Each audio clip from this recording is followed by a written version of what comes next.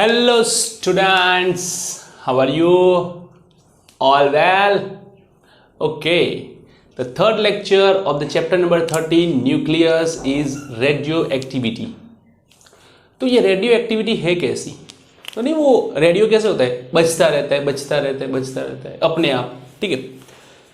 तो यहाँ भी सेम थिंग है कि भाई रेडियो एक्टिविटी मतलब किसी भी न्यूक्लियस में से या तो किसी भी एलिमेंट में से रेडिएशन का जो एमिशन होता है वो अपने आप होता है। That is a self emission of radiation from any element. Self emission of radiation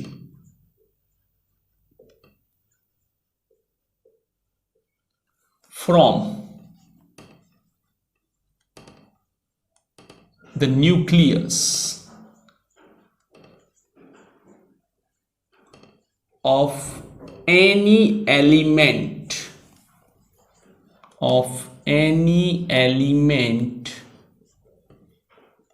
is known as radioactivity.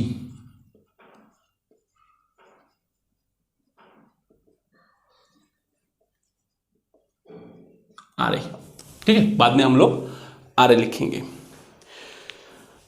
Sir बात हो गई रेडिएशन की, तो रेडिएशन में एग्जैक्टली होता क्या है और कौन कौन ऐसे हैं जो निकलते हैं, तो उनमें से कौन है? There are the three types of radiation, sorry three types of emission.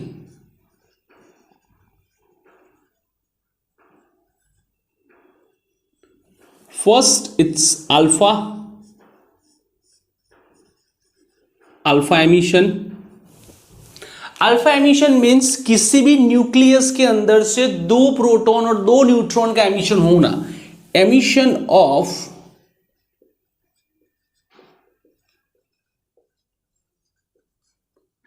two neutrons and two protons together. The symbol of alpha, it's He2.4. This is not a helium gas. It is a symbol He2.4. That means it is a 2 proton plus 2 neutron. Charge of alpha, it's due to the proton, so it's 2e. Mass is due to the fourth, all 4, so 4 mp. Okay. अब बात करते हैं beta.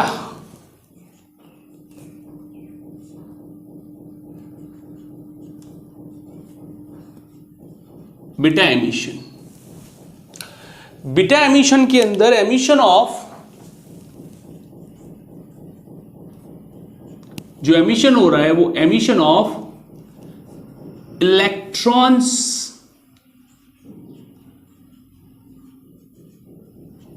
and positron, emission of electrons and positrons. Positron has the same charge of electron but opposite. Okay, और इसके साथ साथ दो और निकलेंगे, that's known as neutrino and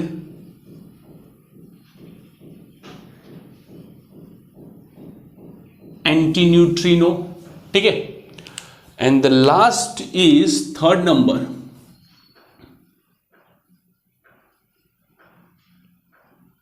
gamma decay, otherwise gamma emission. In a gamma emission, that is a high energy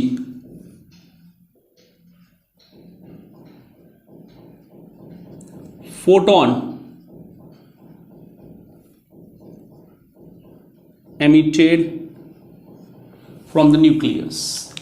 ये तीनों के तीनों, अल्फा बीटा और डी गैमा, तीनों के तीनों हम लोग नेक्स्ट लेक्चर में देखने वाले हैं, ठीक है। नेक्स्ट लेक्चर ये पूरा अल्फा बीटा और गैमा पर ही है, तो यहां पे इतना ही रखते, कुछ ज्यादा नहीं चाहते। ओके, तो ये हो गया आपका एमिशन। यहां पे आपको एक वर्ड यूज करना पड़ता है बार बार, डिसइंटीग्रेशन। इसका क्या मीनिंग होता है? तो कुछ न्यूक्लियस जो कि एलिमेंट में से बाहर आ चुके हैं, that's called disintegration. Process of coming out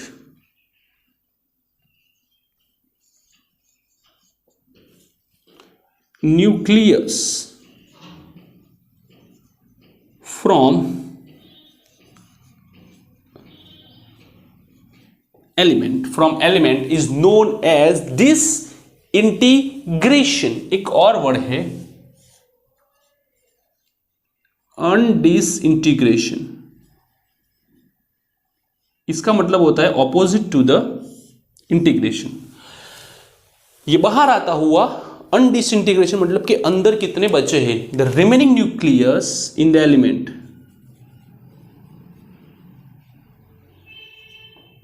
remaining nucleus in the element is called undisintegration. Okay, चलो आगे बढ़ते हैं। कुछ ऐसी बातें होती है, फैक्टर्स जो हमें ध्यान में रखने होते हैं, जैसे कि radio activity does not affect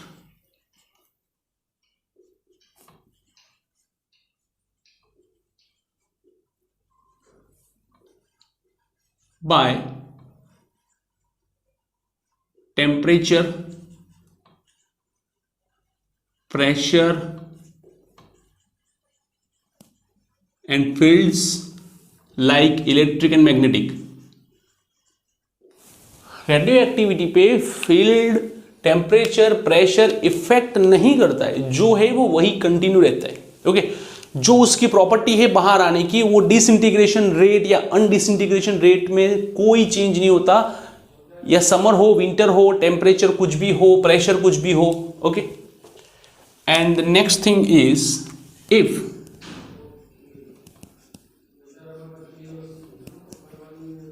two radioactive elements is mixed, there is no change, there is no change in individual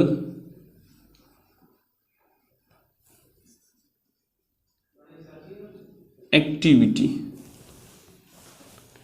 हर एक की इंडिविजुअल एक्टिविटी चेंज होगी नहीं, वो तो जो थी वही की वही रहेगी, उसमें कोई भी जरा सा भी फर्क आएगा नहीं। ओके, नेक्स्ट कुछ डेफिनेशन है, यूनिट्स है उसके। Units is becquerel, BQ। Becquerel is what? The disintegration of the nucleus is 1 per second.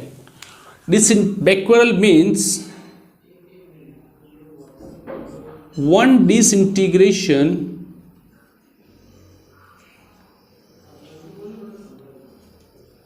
of nucleus in 1 second is called 1 becquerel. So 1 becquerel is equal to 1 becquerel is equals to 1 disintegration, 1 disintegration per second, 1 disintegration per second. Okay, next it's Curie।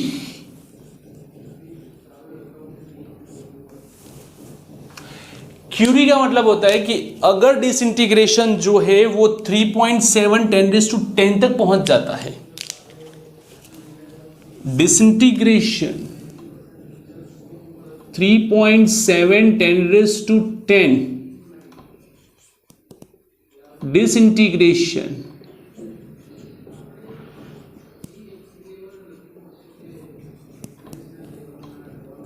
in 1 second is called 1 Curie. It's called 1 Curie. That means 1 Curie, it's a CI, is equals to 3.7 10 raised to 10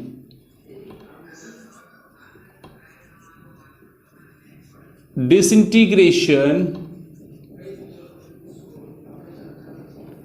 per second, or sometimes 1 Curie it is 3.7 10 raised to 10 disintegration की जगह पे आप बैक्वेरल भी use कर सकते हो.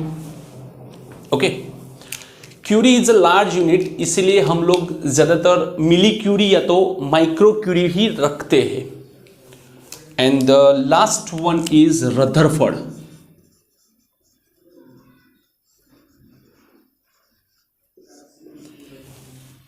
Rutherford is what?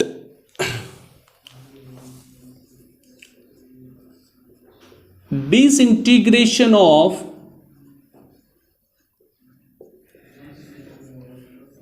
ten raised to 6 nucleus in 1 second. It's called 1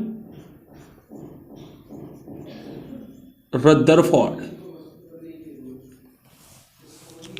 So 1 Rutherford, 1 RD,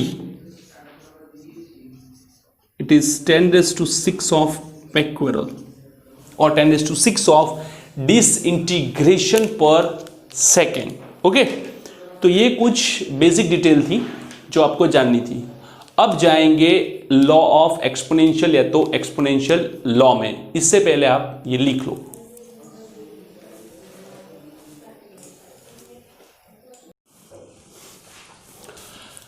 let's go for exponential law. Exponential law समझने से पहले एक एग्जाम्पल से समझते हैं कि हमारे पास चलो दो फ्रेंड है, दो फ्रेंड की कहानी समझते हैं. दो फ्रेंड है, दोनों फ्रेंड को उनके पापा ने, अलग अलग पापा है, उनके पापा ने 2 क्रेडिट कार्ड्स दे दिए. ठीक है, डेबिट कार्ड दे दिए कि शॉपिंग करके आओ. ओके, अब एक फ्रेंड के पापा है, वो बिजनेसमैन है, उनके अकाउंट में 20 लाख रुपए हैं और उनके बच्चे को बोल दिया कि ले डेबिट कार्ड शॉपिंग करके आ दिवाली की. दूसरे के पापा मेरी तरह एक छोटे से आदमी है, ठीक है, जिन्होंने ये बोला कि भाई अपने अकाउंट में 50,000 है, तू दिवाली की शॉपिंग करके आ.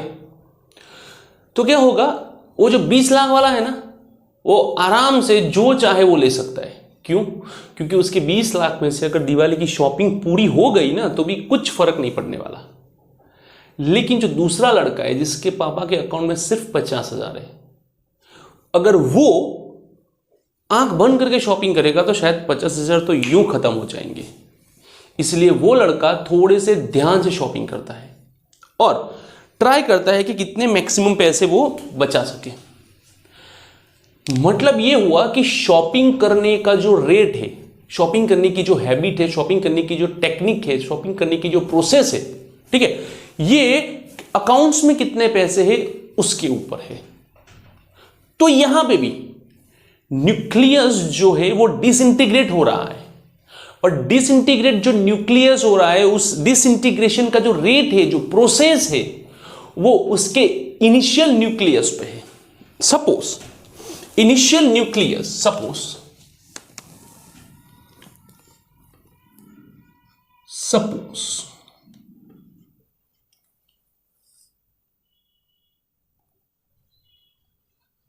initial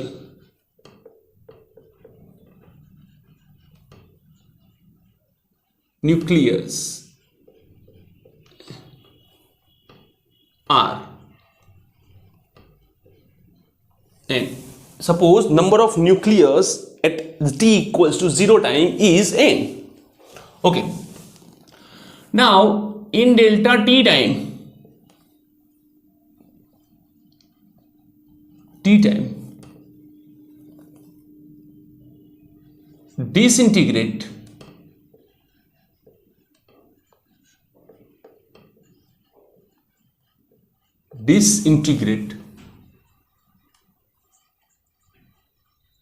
nucleus is delta n.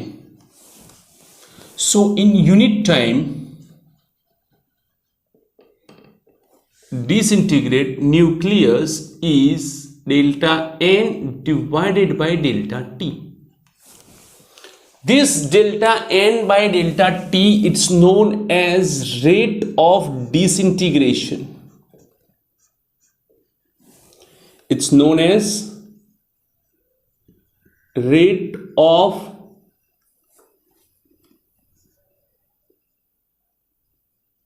disintegration.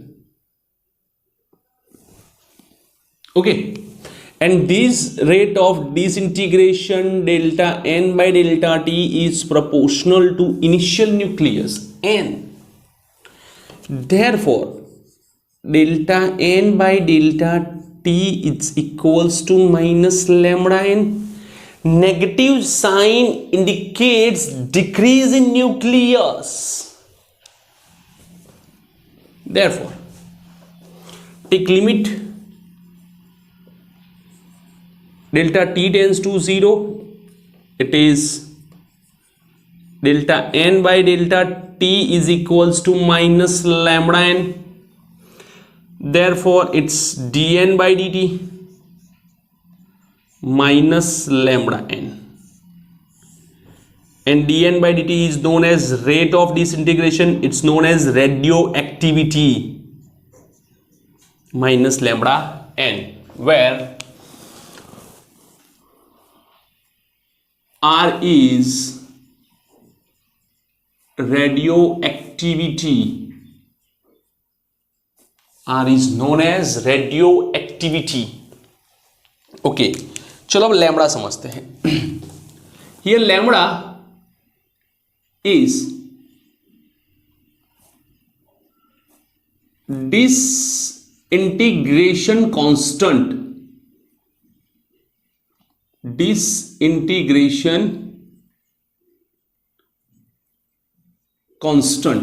Okay, and this disintegration constant is unique for a process. It is unique for a process.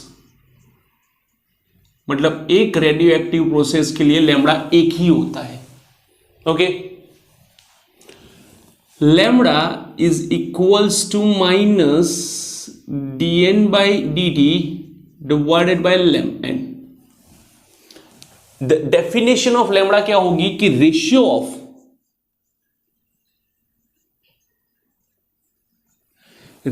of radioactivity or disintegration rate, radioactivity or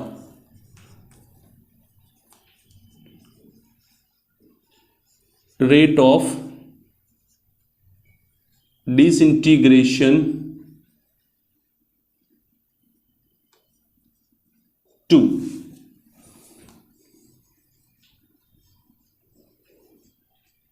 initial nucleus numbers is called lambda is decay constant और disintegration constant या तो decay constant भी कहते हैं. Its unit, अगर unit की बात की जाए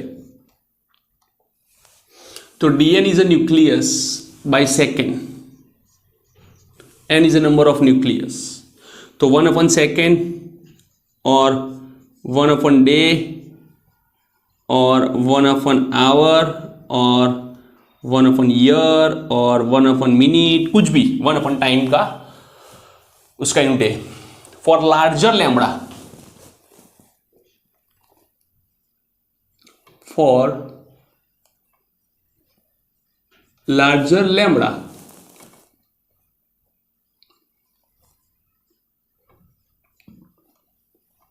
rate of disintegration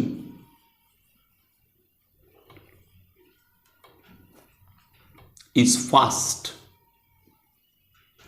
फटाफट से डिसइंटीग्रेट होना शुरू हो जाएगा, फटाफट से डिसइंटीग्रेट होना शुरू हो जाएगा। तो ये है लैम्बडा की कहानी पूरी। अब हम चलते हैं अपनी मेन स्टोरी कि dn by dt is equals to minus lambda n, therefore dn is equals to minus lambda dt, dn is equals to minus lambda dt, sorry by n, dn by n, take integration dn by n is equals to minus lambda integration dt। अब integration की limit जरा set करते हैं हम लोग कि भाई t equals to 0 time जब होगा, t इक्वल्स टू 0 टाइम होगा तो जो नंबर ऑफ न्यूक्लियस है वो शुरुआत में n0 होंगे, और जब t इक्वल्स टू t होगा तो वो हो जाएंगे n, वो हो जाएंगे n। तो 1/n का जो इंटीग्रेशन है that is ln n, n0 to n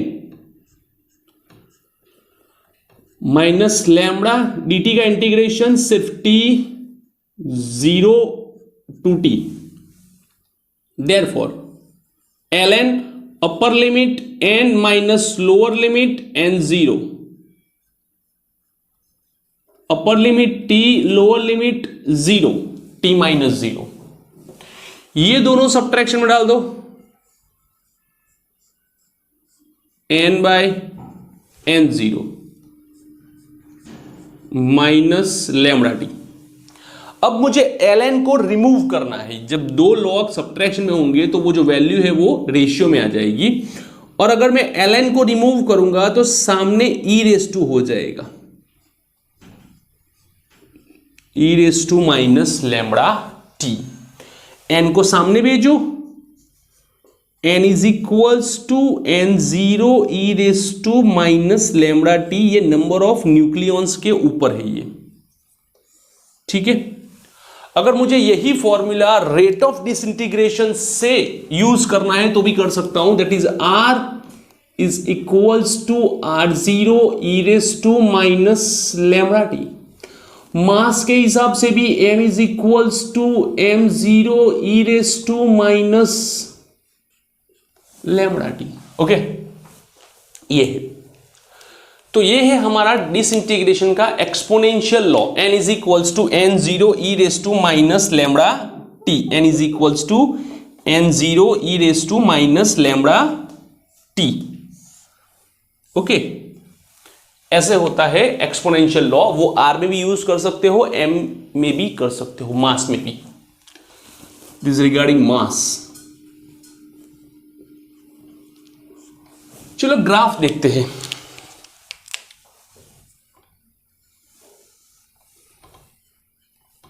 ये number of nucleus to the time, तो at 0 time this is n0, और वहां से वो डिक्रीज होना शुरू करता है,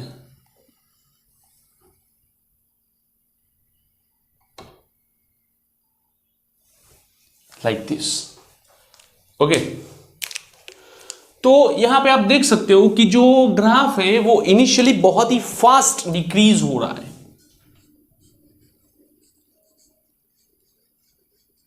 क्यों? क्योंकि इनिशियल में नंबर ऑफ न्यूक्लियॉन्स ज्यादा होते हैं, इसलिए initially radioactivity is fast, okay. It takes longer time, it takes longer time to be zero होने के लिए वो बहुत ही ज्यादा टाइम ले रहा है, ओके। ये तो एक इनिशियल ग्राफ है, ठीक है। इसके बाद हम लोग जो अपना मेन ग्राफ है, मतलब कि जो हाफ लाइफ का ग्राफ है वो हाफ लाइफ में जाके देखेंगे। यहाँ पे जस्ट इतना समझते हैं कि ये एक्सपोनेंशियल लॉ का जो ग्राफ है वो क्या हमें एक्सप्लेन करता है। ओके, ये है इनिशियली जीरो। तो initial radioactivity is fast and it takes longer time to be zero, मतलब इसे जीरो होने के लिए बहुत ही ज्यादा टाइम लगेगा, मे बी इनफाइनाइट और लॉन्गर टाइम। ओके, तो ये है आपका एक्सपोनेंशियल लॉ। इसके बाद देखेंगे half life and average life. इससे पहले आप ये लिख लो।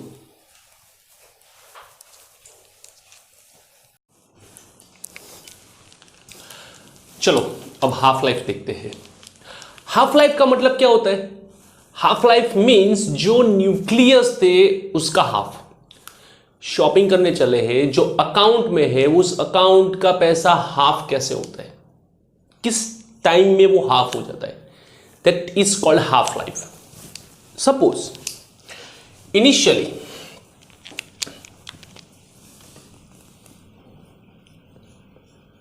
at t equals to 0 nucleus, number of nucleus are n0. Okay, so time period in which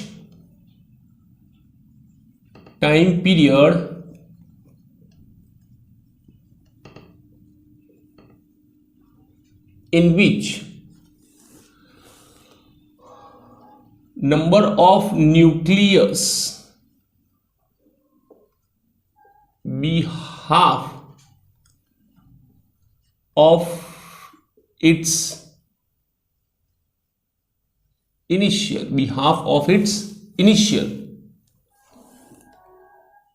is called half life.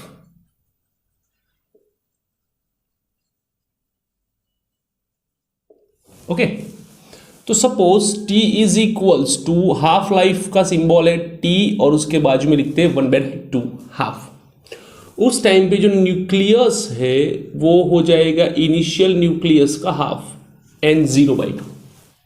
Okay, so let's write down exponential law n is equals to n0 e raised to minus lambda t, where n is equals to n0/2 is equals to n0 e raised to minus lambda t and half. Okay, n0 cancel, 1/2 e raised to को नीचे भेजो, lambda t and half पलटो, 2 is equals to lambda t and half. Okay, अब take log both this side.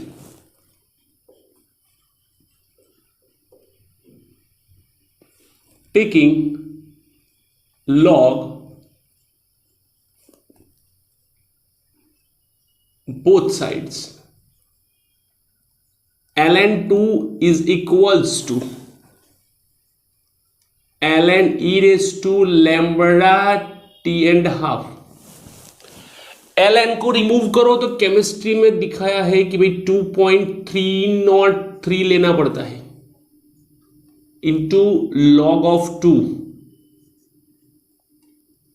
Lambda T and half आगे ln e,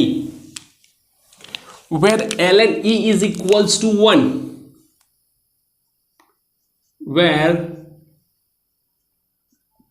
ln e is equals to 1. So 2.303 multiply 0.3010 lambda t and half.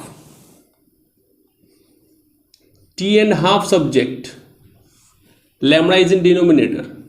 2.303 into 0.3010, 0.693.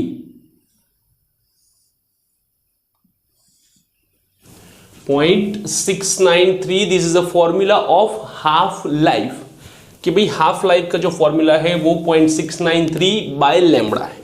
Okay, चलो अब एक छोटा सा calculation देखते हैं t और n के बीच में, और उसके साथ लेंगे n डिवाइडेड बाय n0। तो जब t इज इक्वल्स टू 0 होगा तो n is equals to n0 होगा, और उन दोनों का रेशियो कितना होगा? 1। ओके, लेकिन जैसे ही t हाफ लाइफ हो जाएगा, t becomes tau and half, तो n जो है वो इनिशियल से हाफ हो जाएगा, n0/2। n0 नीचे ले लो, दैट्स 1/2। जब 2 हाफ लाइफ चली जाएगी 2t एंड हाफ, तो इसका भी हाफ हो जाएगा और उसका हाफ होता है n0/4, तो उनका रेशियो हो जाएगा 1/4। जब तीसरी हाफ लाइफ चली जाएगी 3 टाउ एंड हाफ, तो n जो है वो n0/4 का भी हाफ, मतलब n0/8, और उसका जो रेशियो है वो 1/8 है। t is equals to 4t and half है, तो उसका हाफ बाय 16, 1/16। ओके, अब इन दोनों का, इन सबका एक कॉमन फैक्टर देखते हैं कि 1/2⁻0, किसी का भी 0 पावर 1 होता है। Same thing, 1/2⁻1, 1/4 is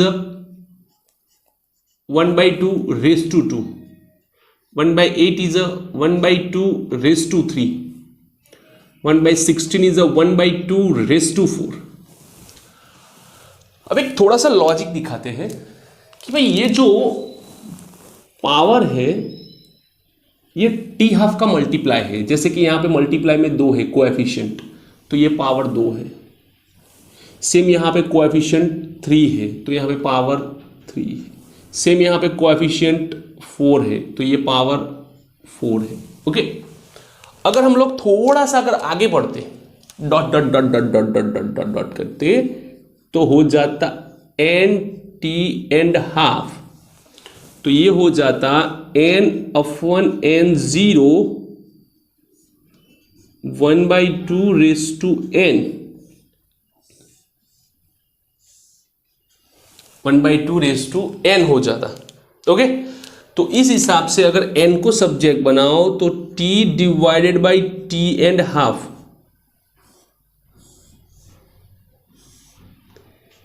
t it's what, total given time divided by half life. ठीक है, यही फॉर्मूला आप लोग रेडियो एक्टिविटी के लिए भी यूज कर सकते हैं। R/R0 1/2⁻n, और मास के लिए भी आप यूज कर सकते हो m/m0 1/2⁻n। Okay, clear. अब देखते हैं ग्राफ। इससे पहले आप ये लिख लो,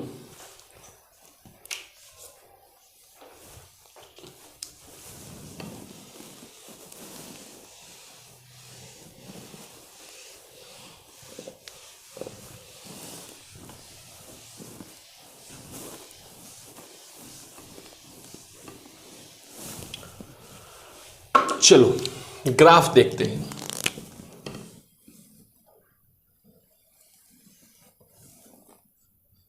ये n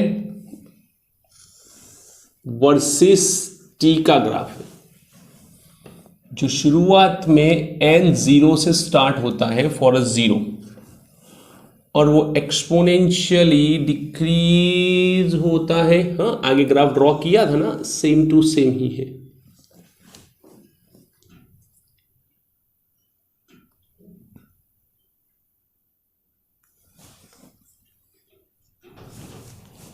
ओके, ये हमारा टोटल न्यूक्लियॉन से शुरुआत में, उसका हाफ हो जाएगा इन हाफ टाइम, तो इसका हाफ हो जाता है ये, सपोज हाफ,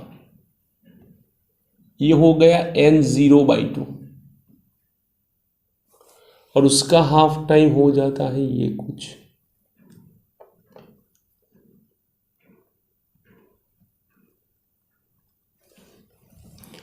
अब कितने बचे? इतने बचे।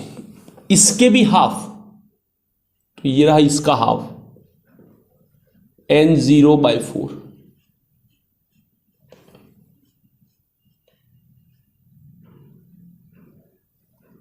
तो ये फर्स्ट टाउ एंड हाफ, ये सेकंड टाउ एंड हाफ। अब इतने बचे, इसका half,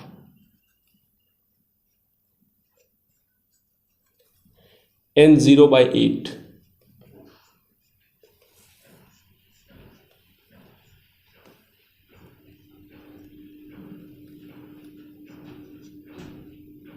three tau and half. इसका भी half,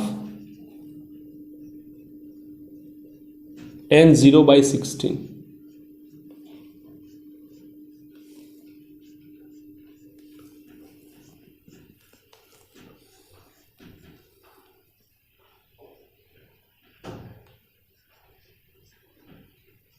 four T and half, और आगे बढ़ता रहता। तो आपको करना क्या है कि जो ग्राफ है उसका हाफ, फिर जो बचा उसका हाफ, फिर जो बचा उसका हाफ, फिर जो बचा उसका हाफ, और उसके रिगार्डिंग टाइम पीरियड कितना है, तो ऑलमोस्ट सेम एक प्रपोर्शन में जाता है। ओके, तो ये था हाफ लाइफ, लिख लीजिए। इसके बाद देखते हैं average life.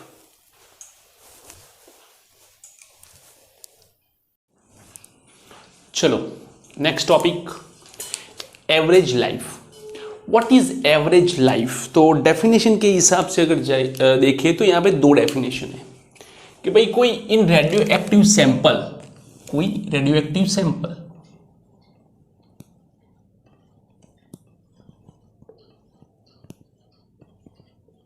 In radioactive sample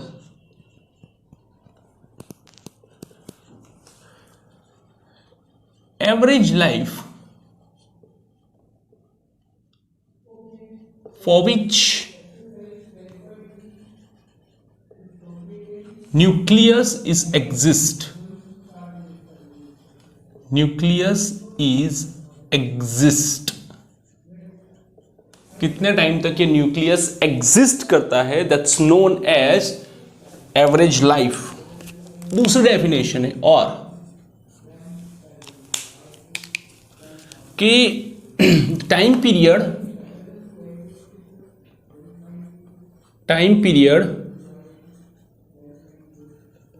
during which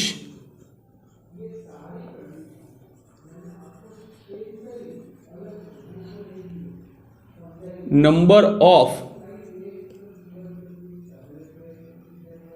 nucleus becomes ith part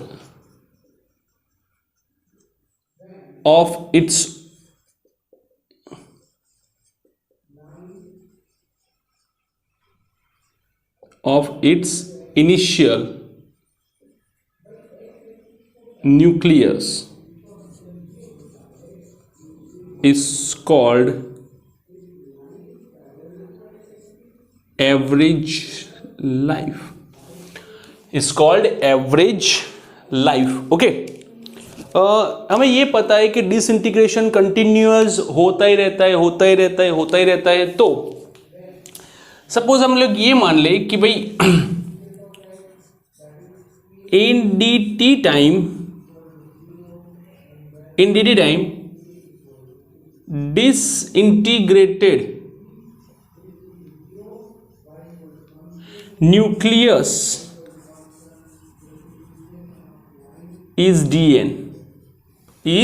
dn। Okay, अगर बात करें लाइफ की, तो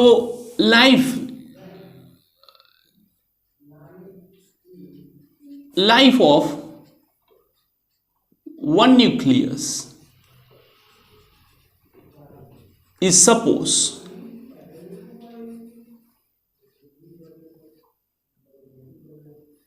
t। so life of जो डिसइंटीग्रेशन हुआ था उनकी nucleus is suppose dt। so dt is equals to t dt। sorry, TDN. dt is equals to TDN. So total time of all this, total time is integration dt is equals to integration TDN. Zero nucleus से लेके n0 nucleus सबके, n0 मतलब के total जो जितने शुरुआत में है, कोई भी हो सकता है 1 2 3 4 5 ऐसे, जीरो न्यूक्लियस से लेके n0 तक सबका टोटल टाइम इतना होता है। ओके, तो हम लोग डेफिनेशन के हिसाब से अगर थोड़ा सा फॉर्मूला में जाए कि average life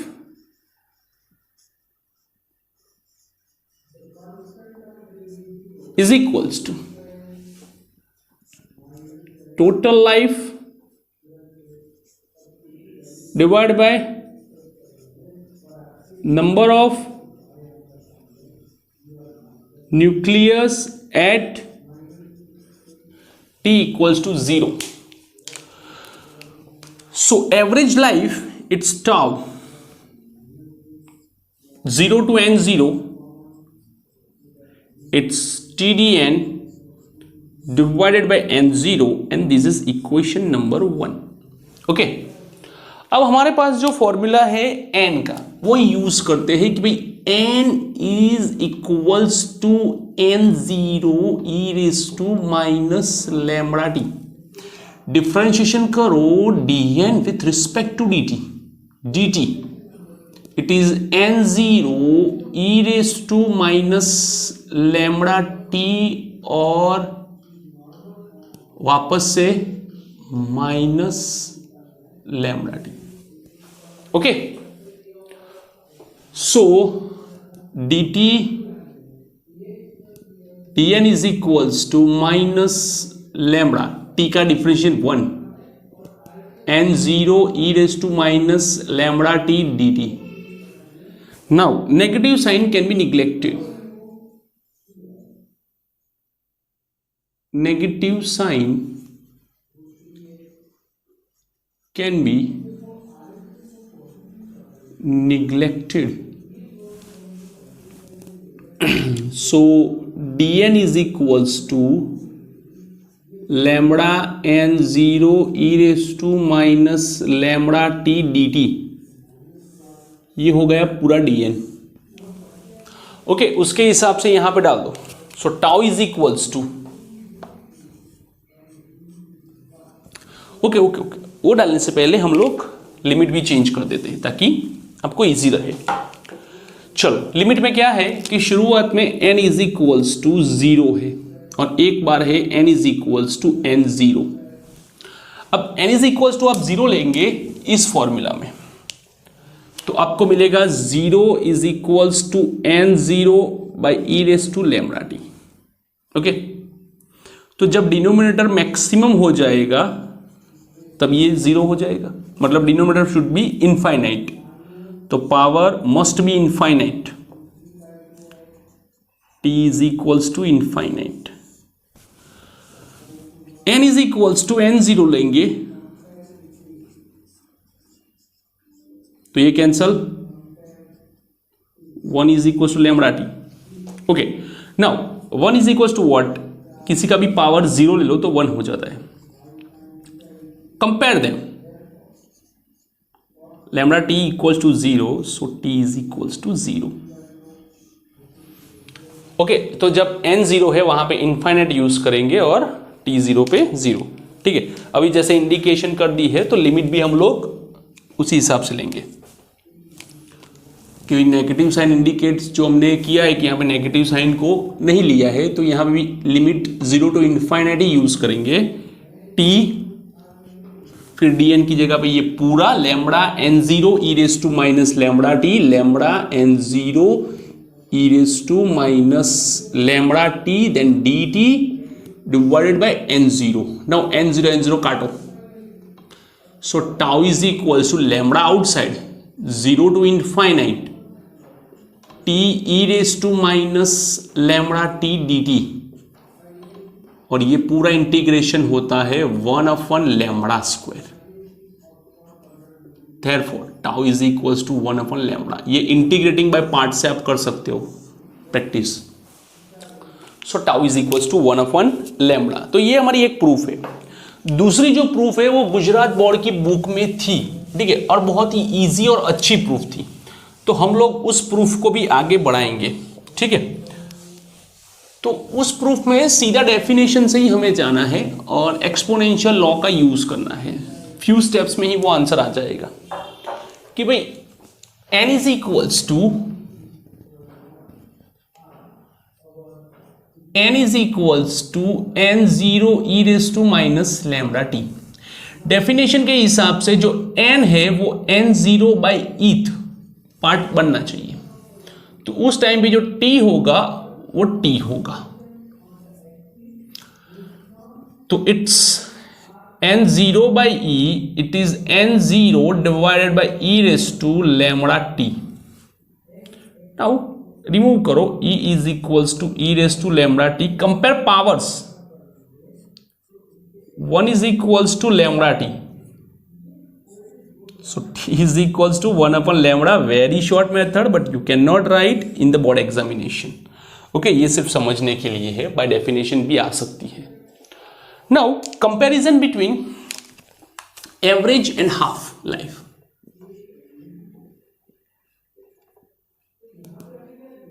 comparison between average and half life. Okay, बात करते हैं एवरेज लाइफ की। So t is equals to 1 upon lambda, और बात करते हैं हाफ लाइफ की। t and half it is 0.693 by lambda. इन दोनों में लैम्बडा कॉमन है, so is equals to 0.693 of t। 1 upon lambda is equals to t। From this we can say that t is greater than t and half। Average life is greater than half life। तो ये पूरा lecture जिसमें हमने disintegration, integration के जैसे दो नए words, radio active की डेफिनेशंस, ठीक है, exponential law, average life, half life, सब पढ़ा, लास्ट में कंपेयर भी किया उन्हें। I hope you all enjoy this video. अगर आपको सही में वीडियो अच्छा लगा हो तो लाइक करें, कमेंट करें। Thank you for watching this video.